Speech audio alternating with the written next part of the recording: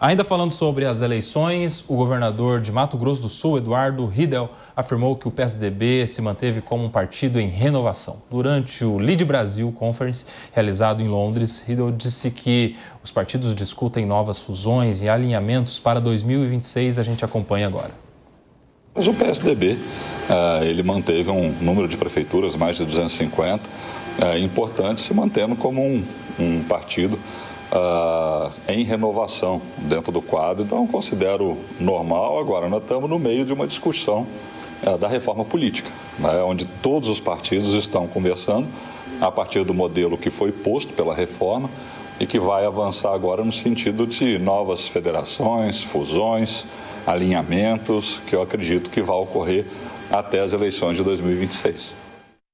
Tá aí, PSDB está se mantendo como um partido em renovação, João Belucci?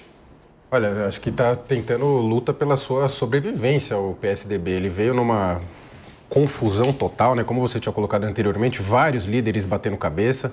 A própria candidatura do Datena foi extremamente confusa, né? Vários caciques saíram após a candidatura do Datena, que foi uma candidatura com menos votos. O Datena teve menos votos que o vereador com mais votos, que foi o Lucas Pavanato, que foi muito bem votado, esse jovem de direita, que é uma grande promessa para os próximos anos. Acredito que o PSDB precisa entender o seu momento, teve a sua participação na história, mas quando surgiu a figura do Bolsonaro e do bolsonarismo, o PSDB ficou meio que sem flanco, sem onde atuar. E essa questão de ficar sempre no muro, sempre hesitante, acabou cobrando um preço. Vide nessas eleições de 2018 do Bolsonaro, que ele ganhou do Haddad, o Alckmin teve uma votação muito pequena e todo o establishment, todos os partidos de centro apoiaram o Alckmin naquela época. O próprio PL, que hoje é do Bolsonaro, que na época se chamava PR, tinha mudado de nome, e apoiou também o Alckmin. Ele estava com todo o espectro político forte e não foi bem, não performou bem. Eu não sei se o PSDB talvez precisaria estudar uma fusão, ele já está numa união federal aí com o Cidadania, mas ele precisa decidir o que ele quer. Ele é de direita, ele é centrão, o que ele quer e quais os nomes do PSDB, porque me parece que o PSDB deu uma minguada e mal se fala do PSDB hoje em dia. Lembrando que o PSDB na Prefeitura de São Paulo tinha sido o último ganhador, com o Bruno Covas, que ele veio a falecer e o Ricardo Nunes assumiu. Mas o cenário hoje está muito pior do que naquela época. Ainda tinha a Prefeitura de São Paulo. Hoje está muito pior para o PSDB e não sei se não vai acabar, viu, Kobayashi? PSDB em renovação ou em luta pela sobrevivência, Ozaga? Em luta pela sobrevivência, e a tendência é que o PSDB acabe. Não só o PSDB, como os partidos menores. E isso não é uma crítica, isso é uma realidade. Cada vez mais a população brasileira quer saber o que os partidos defendem. O que o PL defende? O que o Bolsonaro, que está no PL, defende? O que o PT defende? Esses dois partidos conseguem se comunicar de uma forma muito clara para o seu eleitor. Tanto é verdade que você observa a eleição do Boulos na capital. O Boulos nunca vai ganhar, porque ele não consegue furar a bolha. Ele fica ali se comunicando sempre para o seu eleitor. Ele teve a possibilidade de tentar se comunicar com o eleitor do Marçal e não conseguiu. Ele não consegue furar essa bolha. O que o PSDB defende? O que os outros 30 partidos no Brasil defendem? Aliás, existem tantas divergências políticas assim, para você ter mais de 30 partidos políticos e mais de 100 na fila de espera? Não tem como sobreviver. A tendência é que cada vez mais os partidos que tenham deputados, que mais uma vez irrigam as prefeituras e vão construindo suas bases com esse pseudo-parlamentarismo que nós vivemos, a base de emenda, a tendência é que cresça MDB, PSD, União Brasil, Podemos. Esses partidos estão em alta. PSDB, a tendência é sumir, acabar. Mas as razões são outras.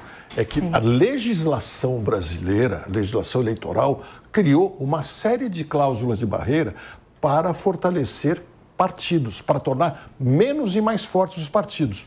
Mas eu não duvido que muitos de nós se arrependam daqui a 2, 3 ou 4 eleições, quando percebermos que os partidos estão fortes demais e estão mandando nas pessoas.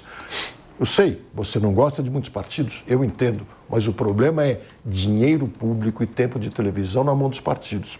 Se você for num país como os Estados Unidos, por exemplo, onde todo mundo pensa que é bipartidarista, tem mais de 100 partidos lá, mas cada um que se vire.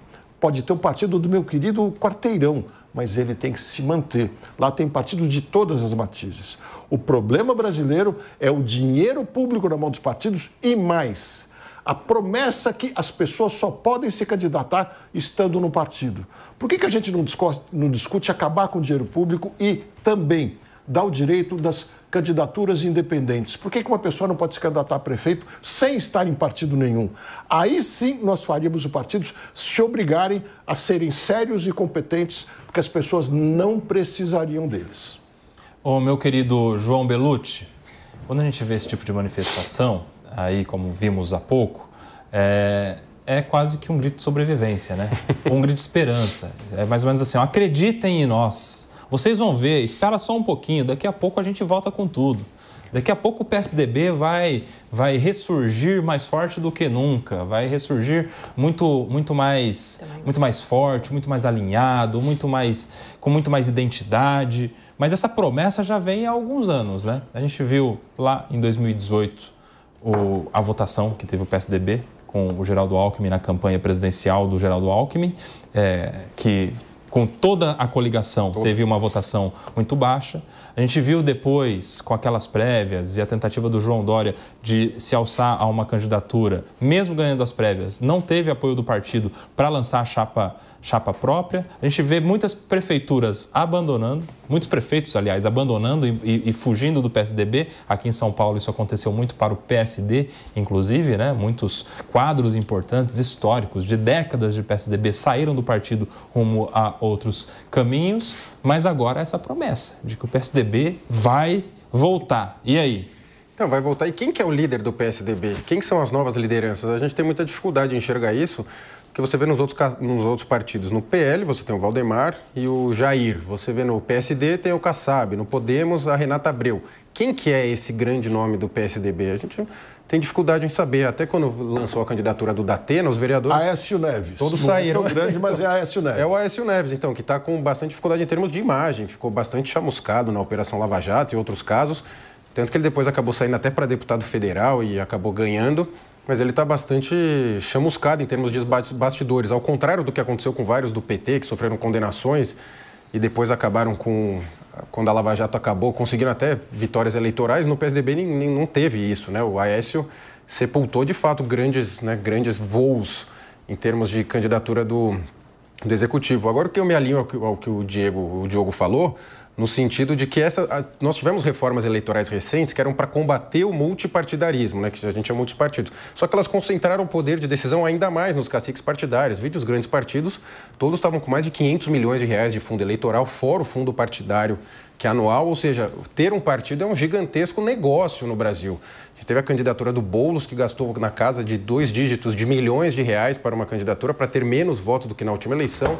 Ou seja, o que não dá é para a gente, como população de um país pobre, financiar esses partidos. Agora, realmente, o PSDB luta pela sua sobrevivência, só que precisa de nomes. E me parece que não tem mais cacife nem tamanho para atrair esses nomes. O PSDB foi hesitante, enrolando na questão quando surgiu a direita com o Bolsonaro, e agora não tem para onde ir. Ou ele se assume como esquerda, centro-esquerda, ou caixão e vela preta e tchau. O PSDB é de esquerda e centro-esquerda, Eliana? Olha, o PSDB que eu conheci era de direita, agora a essa altura, com Alckmin saindo do PSDB. Enfim, quem que sobrou? Eu acho que não sobrou da Atena, é isso? Não, o Datena aposentou da vida pública, não vai mais. Zé Aníbal, talvez. Mas ele... eu acho que o PSDB deu enorme mau passo e vem dando enormes maus passos. Então, eu não vejo a saída para o PSDB também. Acho que, como o Bellucci falou, vamos acender as velas, que não precisam ser pretas, mas já era, entendeu? Agora, eu acho que o Serra se aposentou, quer dizer, todo mundo que estava aí se aposentou. E aí, quem sobrou? Para mim, não sobrou ninguém. Mas veja pelo nome, ó, PSDB, Partido da Social Democracia Brasileira. Social democracia é a ideia do welfare state, o estado de bem-estar social. Isso é uma pauta do quê? É de esquerda, de direita?